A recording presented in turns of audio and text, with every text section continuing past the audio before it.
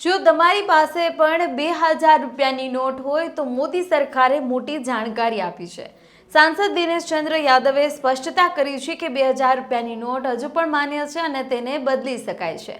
આ માહિતી કેન્દ્રીય નાણાં રાજ્યમંત્રી પંકજ ચૌધરીએ 25 નવેમ્બર 2024ના રોજ લોકસભામાં એક પ્રશ્નના જવાબમાં આપી હતી। સવાલ એ હતો કે શું 2000 રૂપિયાની નોટો હજુ પણ બદલી શકાય છે અને શું આરબીઆઈ હજુ પણ તેને જમા કરી રહી છે કે નહીં।